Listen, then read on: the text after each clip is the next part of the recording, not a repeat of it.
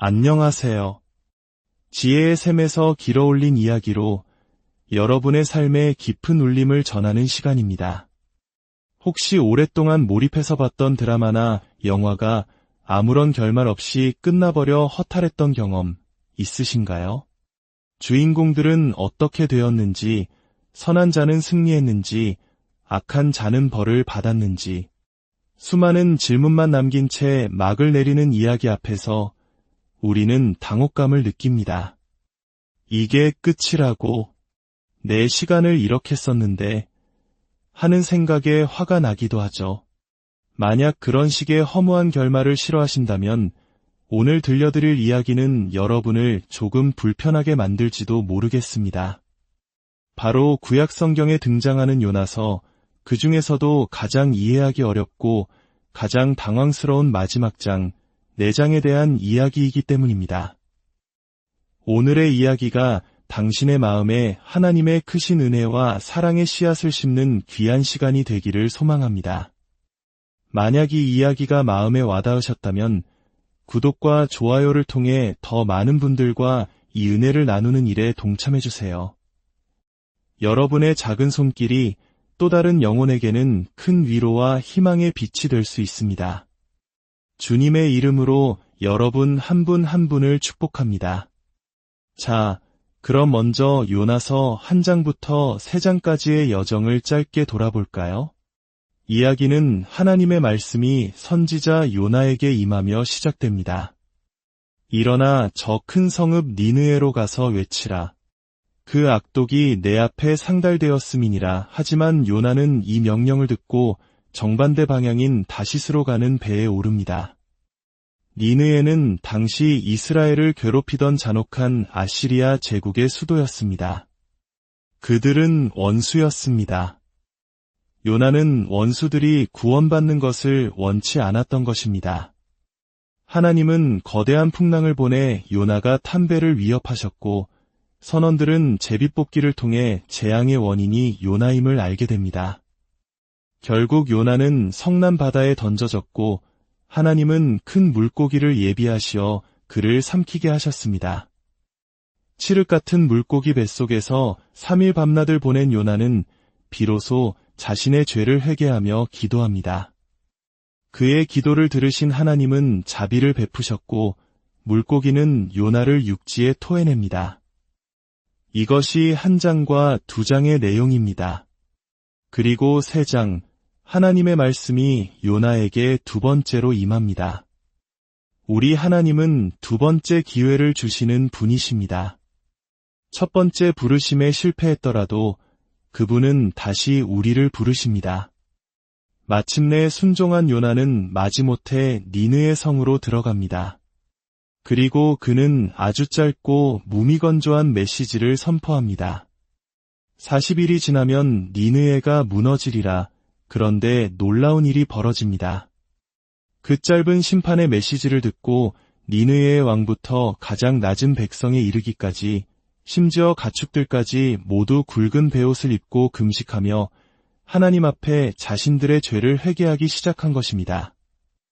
온 나라가 참여한 거대한 회개운동이 일어난 것이죠. 악한 이들이 진심으로 돌이키는 모습을 보시고 하나님은 어떻게 반응하셨을까요?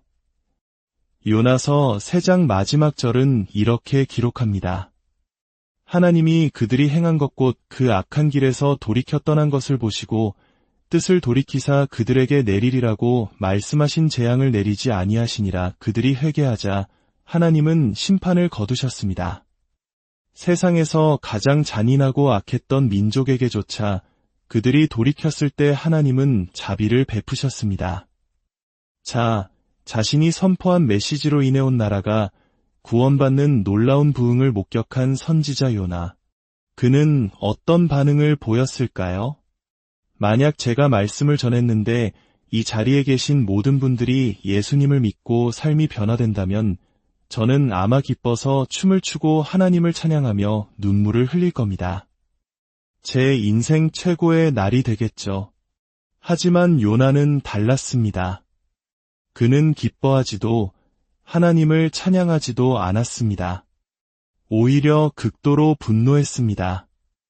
요나서 4장 1절입니다. 요나가 매우 싫어하고 성내며, 여기서 성내다라는 히브리어 원어는 단순히 화가 났다는 수준이 아니라 속에서부터 불길이 치밀어 오르는 격렬한 분노를 의미합니다. 그는 도저히 받아들일 수 없었습니다. 그는 하나님께 이렇게 따지듯 기도합니다. 여호와여, 내가 고국에 있을 때에 이러하겠다고 말씀하지 아니하였나이까? 내가 이럴 줄 알았습니다. 그래서 내가 빨리 다시스로 도망쳤던 겁니다.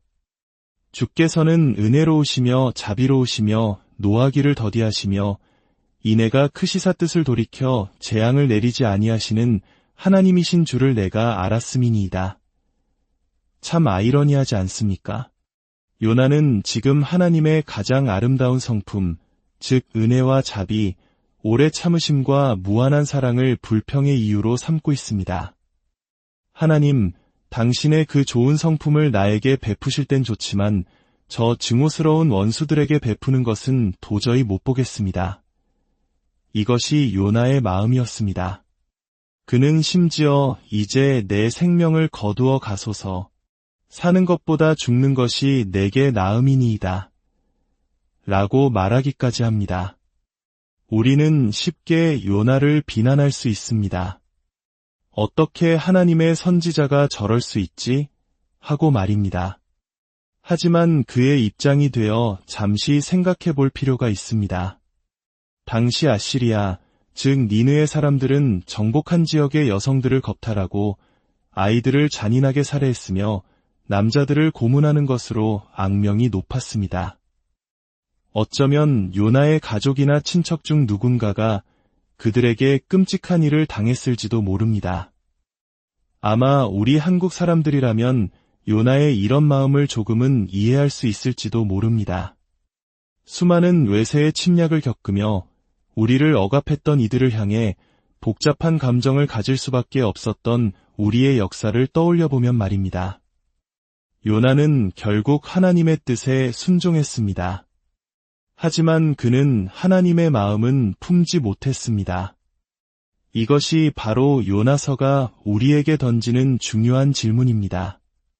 우리는 하나님의 마음 없이도 하나님의 일을 할 수 있다는 것, 올바른 일을 하면서도 완전히 잘못된 태도와 동기를 가질 수 있다는 것입니다. 네, 하나님, 하라고 하시니 하겠지만 기쁘진 않네요. 하나님, 저 사람을 용서하라고 하시니 용서는 하겠지만 그가 한 짓은 절대 잊지 않을 겁니다. 교회에 가긴 가겠지만 봉사할 시간은 없어요. 다른 사람이 하겠죠. 이것이 바로 요나의 모습이었고 때로는 우리의 모습이기도 합니다. 이야기는 계속됩니다. 요나는 성읍 동쪽의 자리를 잡고 앉습니다. 성경에서 동쪽이라는 방향은 종종 특별한 의미를 가집니다. 아담이 죄를 짓고 에덴 동산에서 쫓겨난 곳도 동쪽이었고 카인이 하나님을 떠나 거주한 곳도 에덴의 동쪽이었습니다.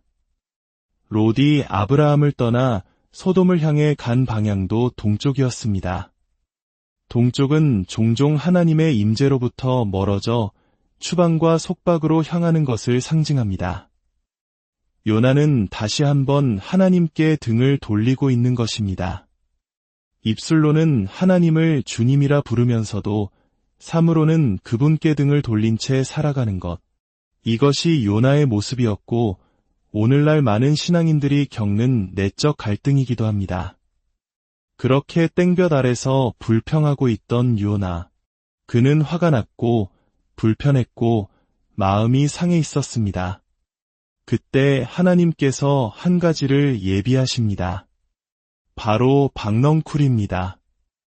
하나님은 박넝쿨을 자라게 하셔서 요나의 머리 위에 그늘을 만들어주셨습니다. 성경은 요나가 박넝쿨로 말미암아 크게 기뻐하였더라고 기록합니다. 여기서 크게 기뻐하다는 표현 역시 보통의 기쁨이 아닙니다. 마치 복권에 당첨된 사람처럼 주체할 수 없을 정도로 기뻐 날뛰었다는 의미입니다. 그런데 그가 왜 그렇게 기뻐했을까요? 니느웨의 십수만 명의 영혼이 구원받았을 때는 격노했던 그가 왜 고작 식물 하나 때문에 이렇게까지 기뻐하는 걸까요? 이유는 단 하나, 그 박넝쿨이 자신의 불편함을 해소해 주었기 때문입니다. 그의 관심은 여전히 나 자신에게만 머물러 있었습니다. 하나님의 공급과 축복은 사랑하지만 그 과정에 담긴 하나님의 교훈과 훈련은 건너뛰고 싶어하는 우리의 모습과 참 많이 닮아 있습니다. 하지만 우리가 편안함에 안주하려 할 때 하나님은 종종 우리의 믿음을 성장시키기 위해 새로운 일을 행하십니다. 바로 다음날 새벽, 하나님은 또 다른 것을 예비하십니다. 바로 벌레입니다. 하나님은 벌레를 보내셔서 박넝쿨을 갉아먹게 하셨고 박넝쿨은 시들어 버렸습니다. 해가 뜨자 하나님은 뜨거운 동풍을 예비하셨고 햇볕이 요나의 머리를 내리쬐자 그는 혼미해져서 다시 죽기를 구하며 말합니다. 사는 것보다 죽는 것이 낫겠습니다. 그는 다시 자기 연민에 빠졌습니다. 정말 어린아이 같지 않습니까? 하지만 그를 비난하기 전에 성경이 그의 감정 변화를 이렇게까지 세세하게 기록하고 있다는 점에 주목하고 싶습니다. 이것이 바로 인간의 솔직한 모습이기 때문입니다. 한순간에는 하나님께 순종하고 찬양하다가도 다음 순간에는 불평하고 원망하며 하나님이 존재하지 않는 것처럼 행동하는 것, 뜨겁게 예배하다가도 다음 날이면 무관심하고 냉담해지는 것, 성령의 인도하심에 민감하게 반응하다가도 어느새 내 생각과 고집대로 행동하는 것, 바로 저와 여러분의 모습일 수 있습니다. 이제 이야기의 마지막, 그 문제의 결말입니다. 다음 시즌은 없습니다. 이야기는 여기서 그냥 끝나버립니다.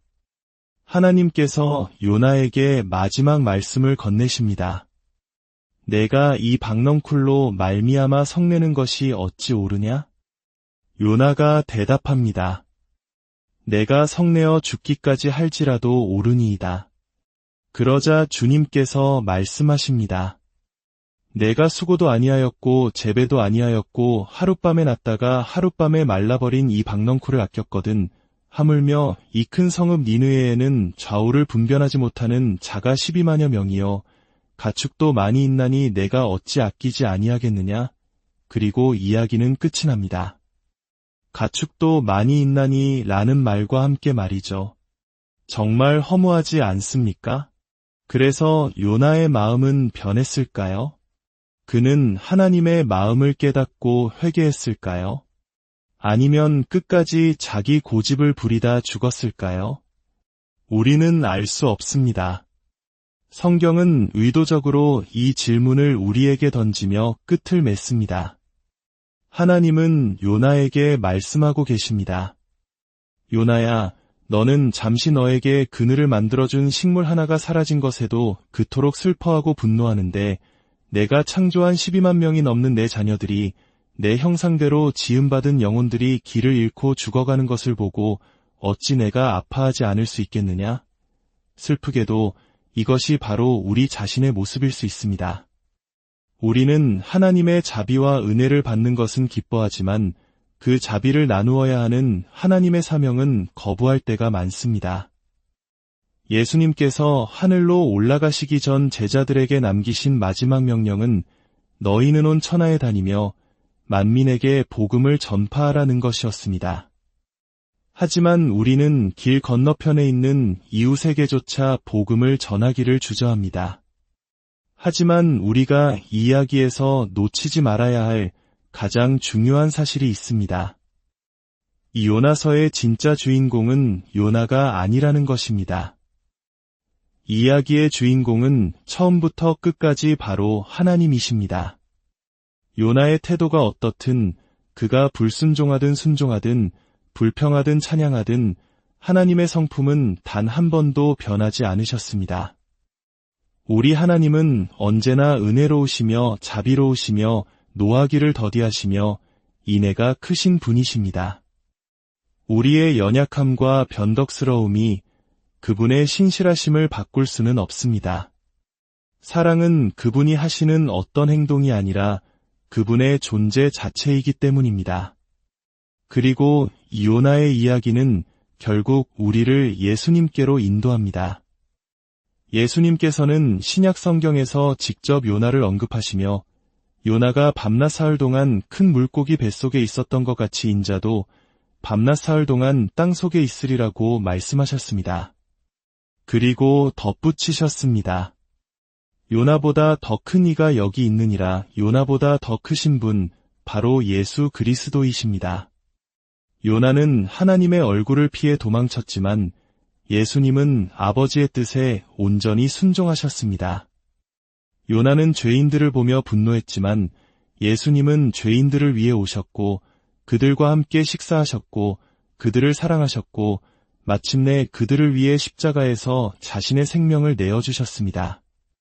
왜냐하면 예수님께는 온전한 하나님의 마음, 그 자비와 사랑의 마음이 있었기 때문입니다. 오늘 이야기를 듣고 있는 당신의 마음은 어디를 향하고 있습니까? 때로는 하나님과 가깝다가도 때로는 멀어지기를 반복하고 있지는 않습니까? 때로는 예배하고 찬양하지만 때로는 하나님의 일하시는 방식에 불평하고 있지는 않습니까? 혹시 지금 두려움과 불안, 외로움과 절망 속에서 삶의 의미를 잃어버렸다고 느끼는 분이 계십니까? 기억하십시오. 당신은 결코 혼자가 아닙니다. 우리 하나님은 당신을 떠나지도 버리지도 않으십니다. 당신이 무력하다고 느낄 때조차도 하나님 안에서는 결코 소망이 끊어지지 않습니다. 하나님은 두 번째 기회를 주시는 분이시며 언제나 당신을 다시 부르고 계십니다. 당신이 돌이켜 그분을 향하기만 한다면 그분은 두 팔 벌려 당신을 맞아주실 것입니다. 왜냐하면 우리 하나님은 은혜로우시며 자비로우시며 노하기를 더디하시며 사랑이 무한하신 분이기 때문입니다. 하나님 아버지, 당신의 놀라운 성품을 찬양합니다. 변덕스럽고 연약한 우리를 끝까지 포기하지 않으시고 언제나 사랑과 자비로 기다려주심에 감사합니다. 오늘 요나의 이야기를 통해 우리 자신을 돌아봅니다. 하나님의 마음을 품지 못한 채 나의 만족과 편안함만을 구했던 순간들을 회개합니다. 이제는 하나님의 마음으로 세상을 바라보게 하시고 잃어버린 영혼들을 향한 당신의 아픔에 동참하게 하소서. 우리를 구원하신 예수 그리스도의 이름으로 기도합니다.